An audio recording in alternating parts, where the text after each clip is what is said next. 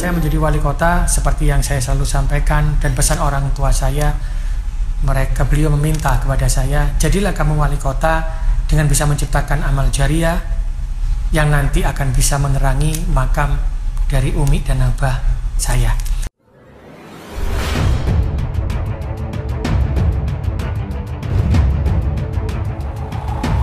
Pasca dilantik pada 26 Februari 2021 lalu, wali kota terpilih Eri Cahyadi langsung tancap gas.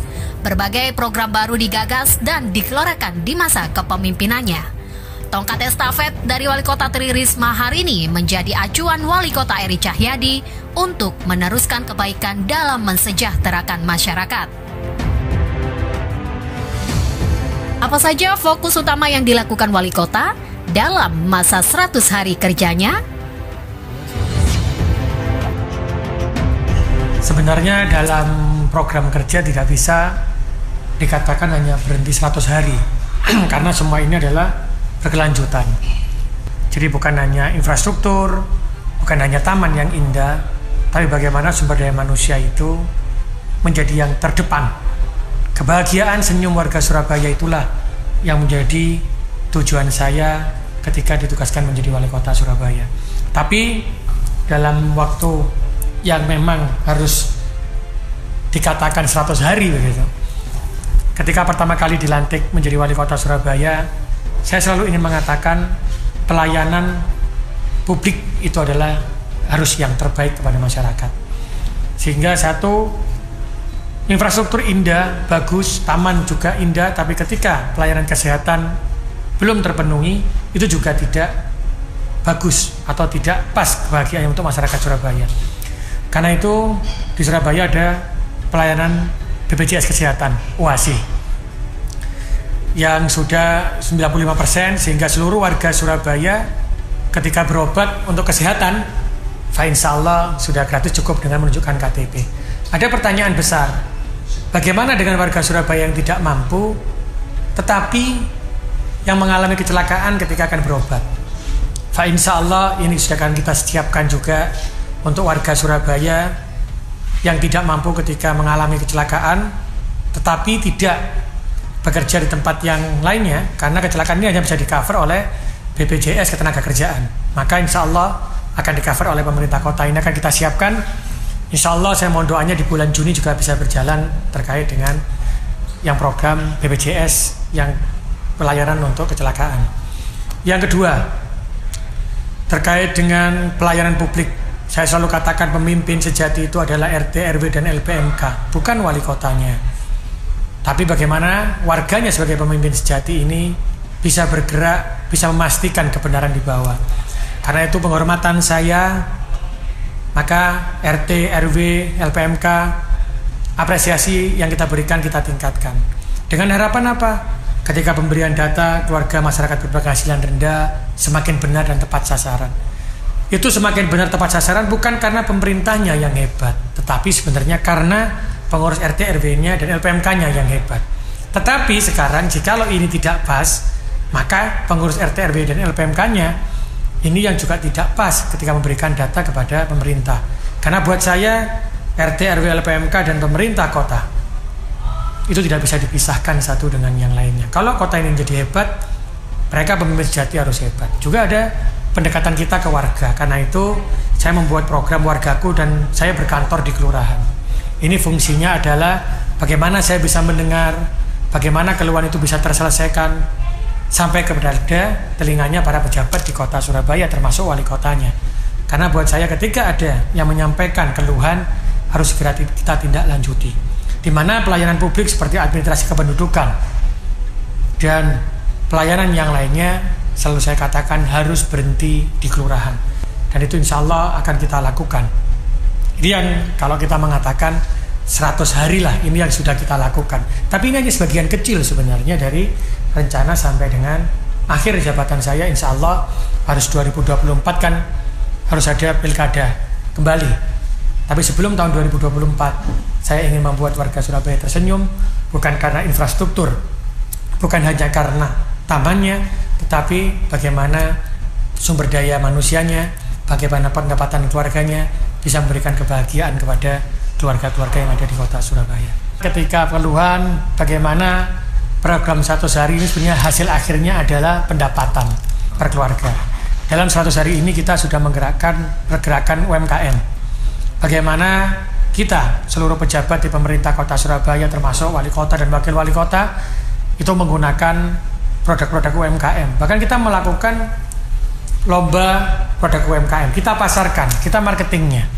Karena buat saya, ketika dalam masa pandemi ini, maka pergerakan ekonomi harus berjalan. Insya Allah kita sudah menyiapkan kebutuhan semua dari ASN, kebutuhan keluarga, kebutuhan pokok, seperti menjahit, juga seperti sepatu, dan apa yang kita pakai, itu kita akan dikerjakan oleh UMKM-nya kota Surabaya.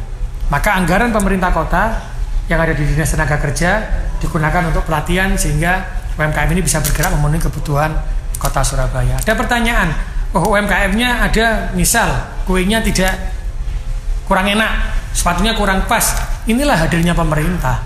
Maka pemerintah harus bisa menjadi guru, bisa menjadi orang tua, bagaimana merubah para UMKM ini bisa menjadi UMKM yang kelas dunia. Seperti ada sebagian yang sudah kelas dunia, sudah ekspor. Makanya kita yang lainnya kita tingkatkan karena untuk kebutuhan ekonomi. Karena di masa pandemi ini, ekonomi dan penyebaran COVID-19 yang harus berhenti, ini adalah dua mata pedang yang sama-sama tajam, yang tidak bisa kita pisahkan. Dua-duanya harus berjalan, pencegahan COVID-19 dengan protokol kesehatan, ekonomi harus menggeliat. Karena ekonomi menggeliat pasti ada pergerakan, harus ada kegiatan-kegiatan yang tidak di tempat, tetapi dengan protokol kesehatan saya yakin ekonomi bisa berjalan, pandemi COVID-19 bisa diturunkan di kota Surabaya. Sebenarnya yang kita sasar di 100 hari ini adalah kesehatan dan kesejahteraan masyarakat. Hanya dua ini dulu. Karena apa buat saya? Dan pendidikan yang terpenting. Saat ini masyarakat Surabaya dalam masa pandemi, maka mereka harus memastikan mendapatkan pelayanan kesehatan. Jangan sampai ketika masa pandemi ada putus hubungan kerja, ketika di PHK kesehatannya juga tidak terfasilitasi, sehingga berat buat mengatasi kesehatan. Sehingga itulah kita fokusnya ke kesehatan. Alhamdulillah dengan BPJS Kesehatan, maka secara otomatis ketika warga Surabaya ini sakit dengan cukup KTP sudah diberikan kesehatan. Yang kedua adalah kesejahteraan ekonomi yang saya bilang. Ekonomi ini harus bergerak. Karena itu saya menggerakkan UMKM. Bagaimana aset-aset pemerintah kota akan kita manfaatkan untuk kepentingan masyarakat Surabaya. Bisa dimanfaatkan sebagai tambak, bisa dimanfaatkan sebagai pertanian, bisa dimanfaatkan sebagai tempat penjualan UMKM. Juga terkait dengan pendidikan, kita harus menyediakan fasilitas untuk tatap muka maupun fasilitas secara daring atau online. Ini yang kita fokuskan. Jadi pendidikan, kesehatan, dan pergerakan ekonomi. Kita bisa bayangkan di ASN ini. ASN ini kita sebagai umat muslim itu ada zakat 2,5%. Kalau umat Kristiani itu bahkan sampai dengan 10%. Bayangkan kalau semua itu dijadikan satu, maka secara otomatis bisa diberikan sebagai produk atau sebagai modal untuk produknya UMKM atau sebagai anak asuh. Alhamdulillah anak asuh yang di kota Surabaya ini dibutuhkan 125.000 per bulannya. Kalau dikalikan 12 bulan ketemunya 1,5-an lah. Ketika 1,5 itu 1 tahun, maka kemarin sudah ada seluruh ASN di kota Surabaya yang secara bertahap sampai hari ini sudah sekitar 2.000-an yang sudah memiliki anak asuh. Sehingga apa? Rasa gotong royong, rasa cinta kasih kita munculkan dahulu di lingkungan ASN kita, di lingkungan pemerintah kota dan secara saya pribadi. Karena cinta kasih dan gotong royong inilah awal sebuah kebangkitan sebuah kota dan negara. Kalau kita sudah mempunyai cinta kasih, kita punya rasa gotong royong yang tinggi, insya Allah menyelesaikan semua permasalahan itu akan mudah. Ini yang kita lakukan. Dan nanti ketika produk UMKM pun juga seluruh ASN yang mengambil di sana. Itu yang kita lakukan hari ini. Termasuk CSR dari perusahaan-perusahaan juga ya? Tadi hari ini ada 17 insya Allah. Ada dari Gojek salah satunya, ada dari Tokopedia, Grab, ada dari perguruan tinggi UNESA, ada juga dari Sampurna dan lain-lain yang tidak bisa saya sebutkan satu persatu. Dalam membangun sebuah kota, maka semua stakeholder ini harus menjadi bagian.